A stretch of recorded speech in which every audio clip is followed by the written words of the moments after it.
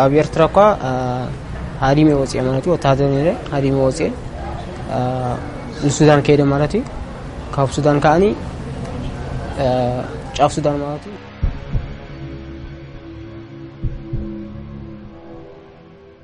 How I go to Egypt and Sinai. Sinai in 1 month, like 2 months. Yeah, the prison.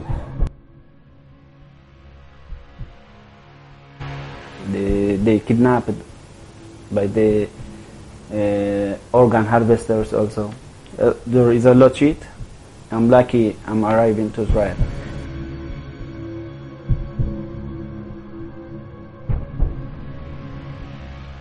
Israel is given money. How much? $3,500.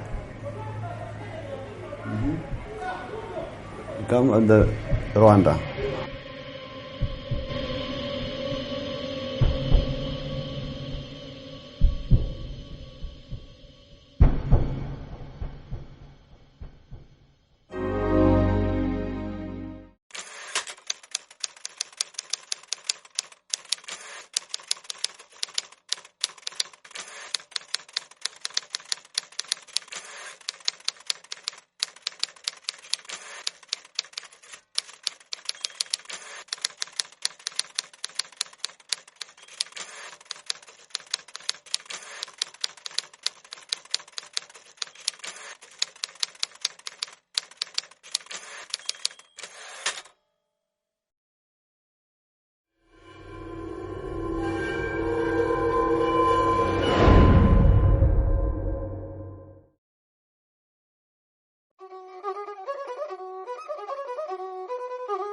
This is Najanankumbi, a suburb in Uganda's capital, Kampala. An enclave associated with Eritrean refugees. Many found themselves here, but this is not the better future they dreamt of when they took the precarious journey, escaping the indefinite military service in their home country, Eritrea, with hope of a better future in Israel. Former Eritrean High Court Judge Muluberam Berhe is one of the many Eritreans who fled. An author of many books on legal and human rights matters, Berhe lives in exile in Uganda. The majority of the youths are members of the national service. And the national service, according to the law, was supposed to be 1 month, 1 year and 6 months, 18 months. But you see now still, for almost 20 or more years, still members of the national service. Every member of the youth, starting from 18 until 55. So this, it means the productive member of the Eritrean society. Everybody has to be there. And this is legal obligation. The first 6 months is military training, and the rest 1 year is supposed to be serving anywhere where the government places you. But after 1 year and 6 months, supposed to go to normal life. But things are not going like that. So they are forced. So the government say, because there is no peace, no war, no peace, we have always a threat from Ethiopia. We need the army ready. While the youth want us, no, we cannot stay on the army for our life. We need to use our opportunity. We need to see the life. We need to get married. We need to start life. This is the problem.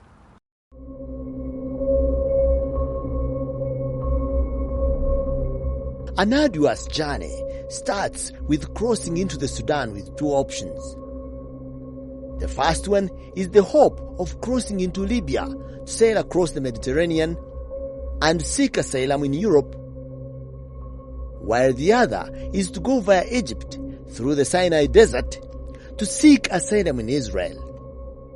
The majority of Eritreans usually take the route to Israel.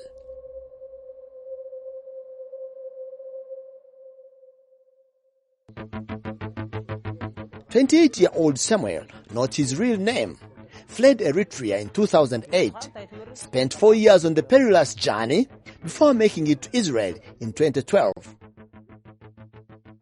38-year-old Jonas, not his real name, served in the army for 10 years before he decided to flee Eritrea for Israel in 2008. He trekked through the Sudan and spent 2 years in Khartoum before taking a decision to head for Israel in 2010. 31-year-old Mebratu, not his real name, left Eritrea in 2008. He had served in the military for 6 years. For purposes of safeguarding their safety, their real names have not been disclosed. هاريمي وصي مالتي وتادرني هاريمي وصي السودان كيد مالتي كاب السودان كاني شاف السودان مالتي نشجر أبحان ولا لحن كيدنا مالتي دلالهم صني حمنا دلالهم صني حنا ناوي وسيلهمنا مقدس إسرائيل مالتي نبرة شايدة أبلهمنا مالتي نبرة شايدة مسكنا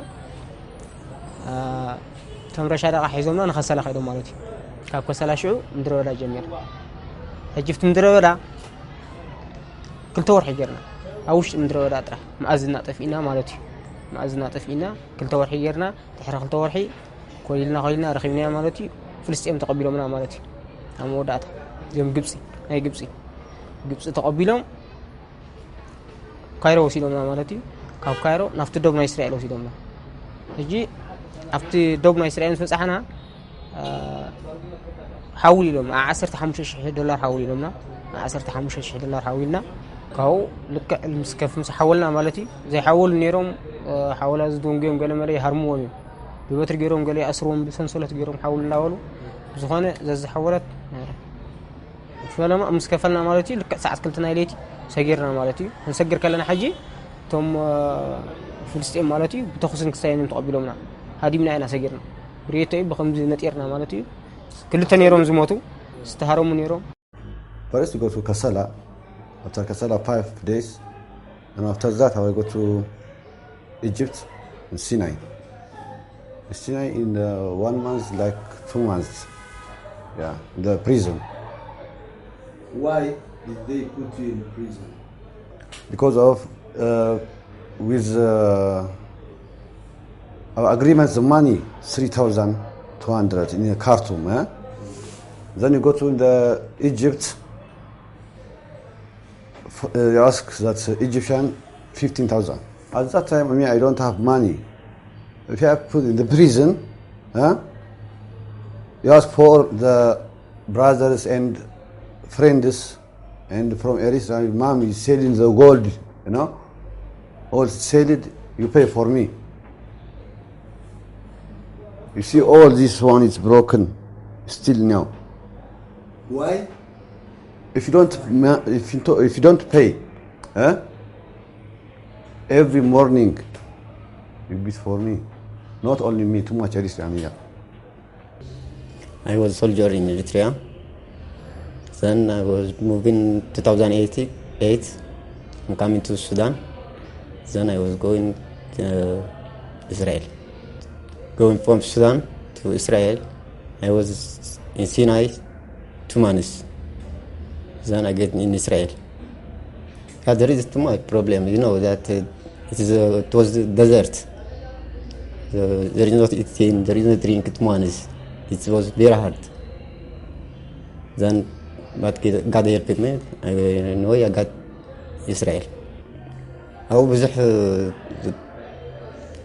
رشيدا نيرم أو مش تم رشيدا بزح نقر نتحارمنا حفكف بولنا بولنا أما قدي وتحضراتنا يجبس نيرم سوم داتو كسلنا نهدمنا أتو نملس دحر خندي دحر كلتو قنا تملسنا على إجزاء أتينا مالتي نقول أب سينا مسبت إحنا جنزب كفول تباهلنا كلتا شحن $500 تباهلنا بدهريو كلتا شحن مسكفلنا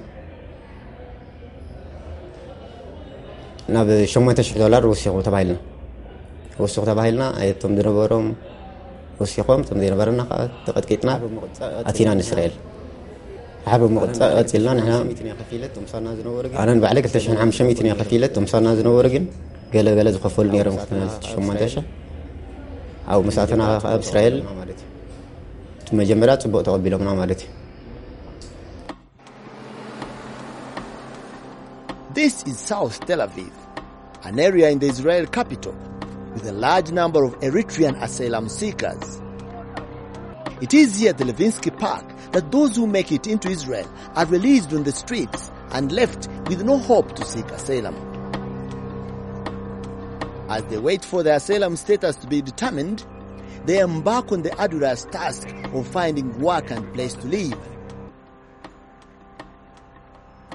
Bereket took the long journey through Sudan and Egypt, paying ransom of $2,500 before finally making it to Tel Aviv.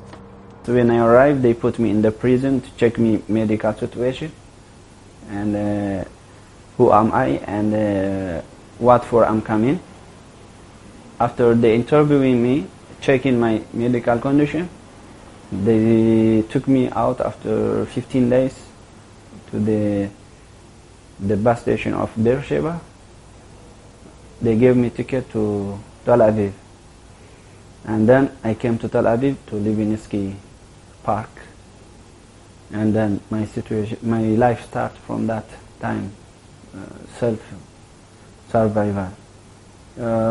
They don't support me, just they give me conditional visa. But it's like prohibit to work, the visa condition. Like many asylum seekers, Bereket found himself work to enable him to survive. The only work available for refugees who have not been granted a permit to work. Still we are working, cleaning the streets, cleaning the dishes. We are not working in the profession. We are not working in the offices. Even we are not allowed to study higher educations. So they expect us like a poor and lower classes people. Although these asylum seekers were left to work, some for longer than 5 years, their status of stay in Israel was never defined. This left them vulnerable for abuse by employers seeking cheap undocumented workers. I'm working here on the welder. I broken my hand that time. After I'm working here after 1 year, and in the job, I broken this one. I go to hospital. It's not given money for the hospital for me. And some friends you give that collects the money, you give the hospital the money. I have too much money in Israel hospital. But my friend is good at that time, collect the money for the payment. Even at that job, I'm working 3 years and 2 months at that place, in the welder. $18,000 is not given. In December 2017, the Israeli parliament, the Knesset, passed a law to deport illegal African migrants against their will. There are approximately 38,000 African asylum seekers in Israel, according to the Interior Ministry. About 75% are Eritreans and 20% Sudanese. The vast majority arrived between 2006 and 2012 by crossing the border from Egypt. Israel considers the vast majority of asylum seekers to be job seekers, economic migrants whose lives were not in danger in their countries of origin, and says it has no legal obligation to keep them. According to this law, Israel could transport a large number of asylum seekers by branding them illegal migrants to an African country willing to accept them. The Rosa Luxemburg Stiftung is a global organization that works to promote emancipatory political forces and to strengthen democratic and social rights for all people. Through its office in Israel, the organization has been supporting local Israeli organizations and activists who oppose seeing refugees and asylum seekers as a threat to Israel. We are fighting in order to first to acknowledge the rights of asylum rights in Israel and to grant the communities that are at the moment here the basic rights they need in order to rehabilitate.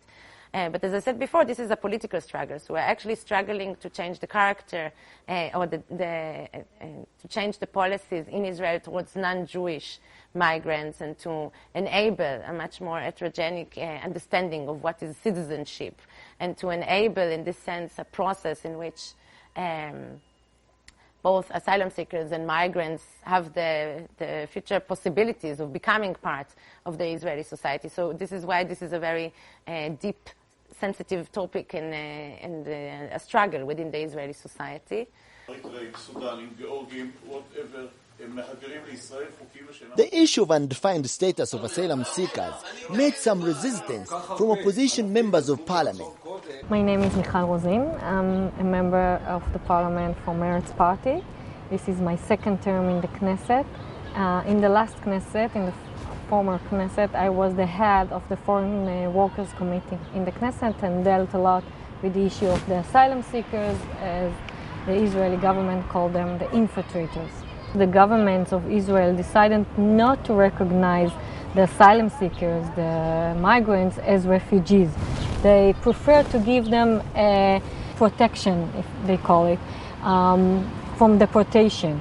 We will not give them asylum seeker status, we will not give them refugee status, but we will not deport them to their countries or to other countries, and we will let them stay here, but without any legal status, without any privilege. With over 27,000 Eritreans and 7,700 Sudanese in Israel, whose status remained undecided, coupled with unfavorable working conditions, it was only a matter of time before it would create tension that would soon boil over. Asylum seekers started to demand for clear definition of their stay as provided for by the International Convention to which the State of Israel is signatory. We came in Israel 7 years ago and we did all that is possible, asking the state to give us a refugee status, to deal us as refugees who come from catastrophic areas such as like Darfur, Green Island, Nuba Mountain, those who came from Eritrea. But so within 7 years, the state didn't recognize us at all.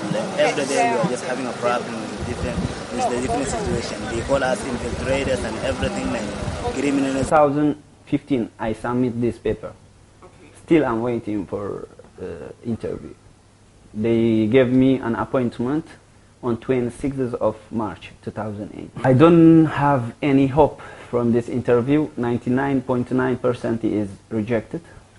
10 people accepted by Israeli government as a refugee from Eritrean community. 27,000 is without status. Prime Minister Benjamin Netanyahu toured South Tel Aviv area to assess for himself the situation. He assured the residents of his government's readiness to rid the area of the asylum seekers. המשימה היא להחזיר את דרום תל אביב לאזרחי ישראל.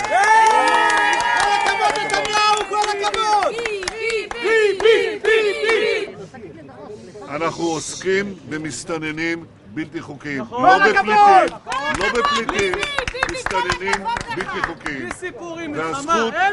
והזכות של מדינת ישראל היא לשמור על גבולותיה ולהרחיק מתוכה מסתננים בלתי חוקיים. Refugees that came from Egypt are called in Israel infiltrators. This is a very negative connotated term that is driven from history. This is the term that was used against Palestinians after 1948 that tried to either come back to their houses or revenge the loss of their houses. And this is an attempt to already portray them in a negative light, trying to supposedly come and exploit Israeli democracy. And through this term and the legislation against infiltrators, Israel is able to put all these restrictions and make their life unbearable while referring only to African asylum seekers and not naming it as such. Government acted quickly by employing high-handed measures to nip this problem in the bud and avoid taking responsibility. When the government decide to form a detention facility and to put into legislate a law that can detain the refugees, the asylum seekers in detention facility in the middle of the desert for 3 years without any trial, without any procedures, just putting them there for 3 years. And the purpose of it was to just, make them life miserable and make them live by themselves. And we started to struggle against that infiltrators laws. There were appeals by the human rights organization to the Supreme Court to cancel the law, and we fought against it in the Knesset, against the legislation. And at the end, the Supreme Court three times canceled the law of infiltrators and told the government you cannot put people in prison for 3 years without any trial, and all their crime is trying to get a better life for themselves. Meantime, the media was awash with reports about a secret arrangement to have the asylum seekers relocated to a third country. Rwanda and Uganda were mentioned as destination countries, allegations which Uganda government vehemently denied. That is not true. That is unfounded information, and we do not know where it originated from. I'd like to make it very clear today, for the record, that we have no written, verbal, or any form of agreement with Israel to host refugees who are rejected, deported, or fled Israel to come to Uganda. The matter was brought before the Parliament of Uganda by members from the opposition who sought government's clarification. This mounted additional pressure on government to make the process more transparent. The media reports that Israel was proposing to send the refugees to Uganda and Rwanda, and it will meet some costs. The cost they are going to meet was unclear, whether it was going to be cost of transportation, whether it was going to be the cost of hosting these people where they were sending them. In fact, for me at the beginning, that was the issue I raised in the Parliament. I was concerned because, you see, the government as an institution, every single shilling that is given to the Ugandan government must be declared. So I wanted to ask them to explain, first of all, if we are going to receive these people. Two, if Israel is going to give us money, where is the money, and what arrangement do we get that money? So at the beginning, that was my question. I actually thought that government was in some sort of negotiations with Israel. But when the reports appeared in the media, they denied that these people are here. When I raised it in Parliament, they denied. Before the government goes into any memorandum of understanding with any other country, there is parliamentary approval that is required. So for that matter, as for now, there is no approved memorandum of understanding between the government of Uganda, at least as far as Parliament is concerned. If there are individuals within government that have acted on behalf of government without parliamentary approval, then the individuals will have an answer. Because that would lead to trafficking in persons. As the pressure continued to mount, the government of Uganda reinstated their earlier position. The minister in charge of disaster preparedness addressed a press conference admitting an arrangement with the State of Israel to relocate and process asylum seekers to Uganda. Above, the State of Israel, working with other refugee managing organizations, has requested Uganda to allow about 500 refugees of Eritrean and Sudanese descent origin to be relocated to Uganda.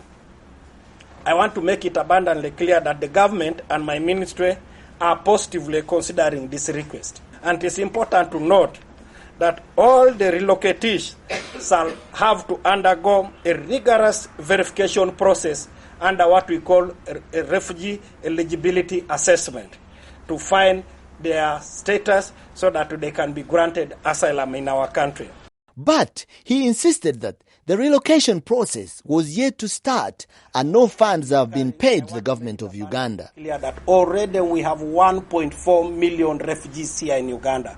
We have not been paid a cent. In fact, it is us spending our limited resources to make sure that we make them have a second home here in Uganda. So there is no payment attached to this. It is purely humanitarian. The eligibility committee is standing by just to receive the first batch, and will make it public. When they come, you will see them and will process them through the assessment, and those who will meet our criteria will certainly be granted asylum immediately.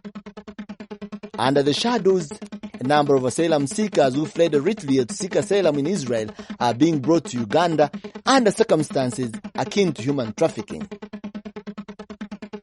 Once they arrive in Uganda, they are unable to claim refugee status due to the manner in which they are relocated.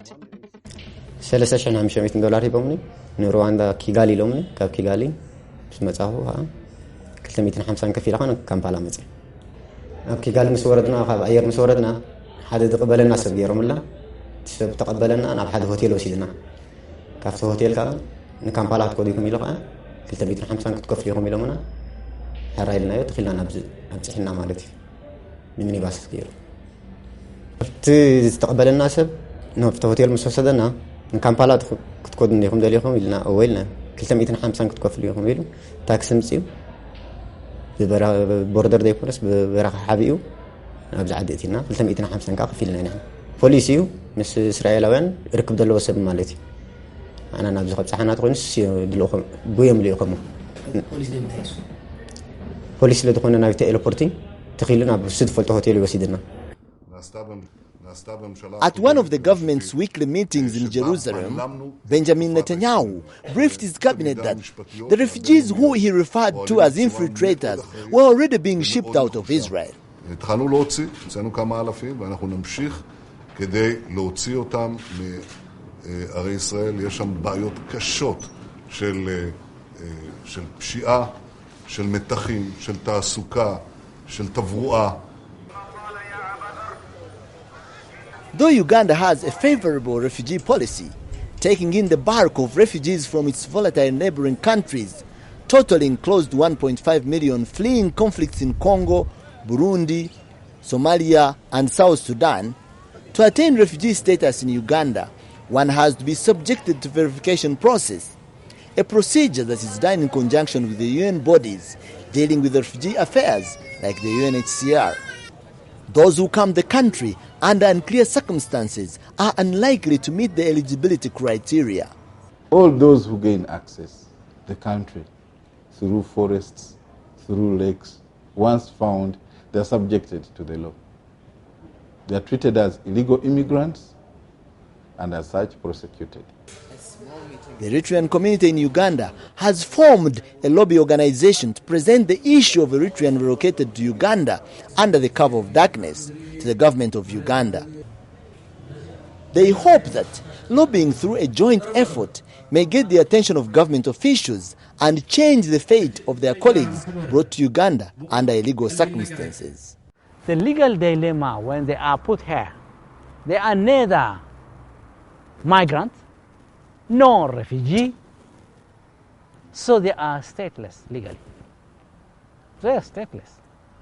They don't have a document to say that they are, although they are origin Eritrean or South Sudanese or Sudanese, they don't have the document to show that they are from this country. It's only their physically, okay, or their language. The Ugandan government has not accepted them as an asylum seeker, and legally cannot be accepted as an asylum seeker. You see, who is asylum seeker?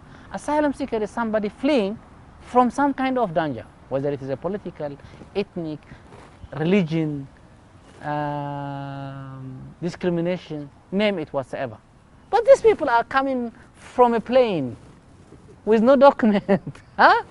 Legally, how would the government of Uganda accept them as refugee or asylum seeker? Legally, it's very difficult even for the government of Uganda.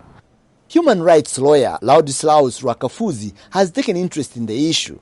He, however, says his attempts to offer pro bono legal services to one of these deported asylum seekers have been frustrated. What I had planned to do is to seek a declaration that these people are refugees here and they should be protected with some aid. They should be given settlement, some land, some food, and that kind of thing. That's what I wanted to do. But this person eluded me, and many others I would have helped have all eluded me. The International Organization for Migration IOM office in Uganda, the UN body mandated to do third-party relocation of refugees, has not been approached to address the issue. In many countries, when the government is faced with a situation like this or is undertaking repatriation of some form, they do request the IOM or other partners to assist. In this particular case, IOM we've not been asked to. So at this particular case, the information we have is quite scant. It's only what we've seen in the media and what we've seen in the statements that the government has issued. Say no to deportation! Persistent protests in Israel by Eritrean and South Sudanese asylum seekers, with the support of Israel community opposed the deportation, kept the issue of repatriation in the limelight. An anti-deportation rally held in Tel Aviv drew a crowd of over 20,000 people. At the same time, there is an ongoing court battle to overturn the decision to deport refugees to countries already saddled with low incomes, while overflowing with refugees from conflict-prone regions. In addition, questions about whether third-party countries are accepting money in exchange for the transfer have also not gone away.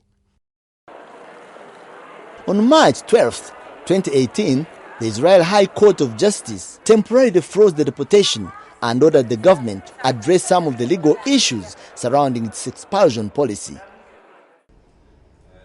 In March 2018, the Rosa Luxembourg Stiftung facilitated a fact-finding delegation from Israel that comprised 2 Israel parliamentarians and representatives of legal organizations to Rwanda and Uganda on a mission to gather information about the situation of refugees who are allegedly deported to the third countries by the Israel government. Their fact-finding mission was to verify the conditions under which asylum seekers were being relocated, confirmed that indeed Eritreans and South Sudanese were already being deported to the region illegally. We felt that the government is not telling us the truth. We felt that the government not only not telling us as member of parliament, but they're not telling the Supreme Court the truth. We knew that there was some kind of secret agreement with Rwanda government because Netanyahu just told everyone in a press conference that Rwanda is one of the countries that we're gonna deport by force people. We don't need the agreement of the asylum seeker, we're just gonna deport them. And we knew that they provide for the Supreme Court some kind of an agreement that the Supreme Court said, if that's the agreement, so we will approve it. And we couldn't see that agreement, and we decided to go by ourselves to check it out. What kind of status are they going to have there? We went to Rwanda and we saw that all the asylum seekers who left Israel to Rwanda moved to Uganda a few days later. So we tried to understand what is their situation in Uganda, what are they doing there, if they have any possibility to work, do they stay in Uganda or do they move to other places? And we saw a terrible situation that actually most of them cannot work legally. We saw a terrible situation that many of them have hope, of course, and try to reach Europe, and some of them die in the desert. And we even saw refugees who came back to their states with all the risk in that. They are very vulnerable. They cannot report a case at police because their status is not defined. Anything can happen to them. They can be called terrorists, they can be called anything. In April 2018, the Israeli Prime Minister Benjamin Netanyahu succumbed to local and international pressure by overturning the plan to deport 38,000 African migrants living in Israel. At a press conference in Tel Aviv, he admitted that the deportation scheme had actually been launched and executed, but later hit a snag due to local and international pressure. אנחנו לא ויתרנו כאן. נקטנו מדיניות נחושה מאוד, והוצאנו למעלה מ-20,000. ונשארו כ-35,000, אפשר להוסיף איזה 1,000 או 2,000, רובם בדרום תל אביב ובשכונות. הלכתי לשכונות. ראיתי את הסבל של האנשים, ביקרתי בבתים, שוחחתי עם האנשים, ביקרתי בלילות. ארי דרי ואני עשינו אפילו סיור סמוי בלילות וראינו את בלוע הבעיה. ואמרנו שאנחנו חייבים להוציא את היתרה שנמצאים שם. כדי להוציא אותם הייתה בעיה, משום שבית המשפט הלכה למעשה אסר עלינו להוציא אותם למדינה שאינה מוכנה לקבל אותם, ללא הסכמתם. וכדי להתגבר על הבעיה הזאת היינו צריכים לחפש, וחיפשתי מדינה, ועמלתי על כך קשה מאוד, שתסכים לקבל את האנשים הללו בלי שהם יסכימו לעבור אליה. זו הייתה פריצת דרך, חשובה מאוד. נתנה לנו הרבה מאוד תקווה. התחלנו להוציא אנשים אליה. אבל מהר מאוד התברר שהמדינה השלישית הזאת איננה עומדת בתנאים, איננה עומדת בלחץ. ולכן מן הרגע שהתברר בשבועות האחרונים שהמדינה השלישית כאופציה לא קיימת, אנחנו למעשה נכנסנו למלכודת שאומרת שכולם היו נשארים. זה המשמעות. היינו מחכים ל9 בחודש, לבגץ, והבגץ היה אומר לנו, אין לכם מדינה שלישית, ולפיכך, כולם, בלי יוצא מן הכלל, כ-35,000 איש, כולם נשארים. אתה לא יכול לעשות כלום. לא ויתרנו שוב.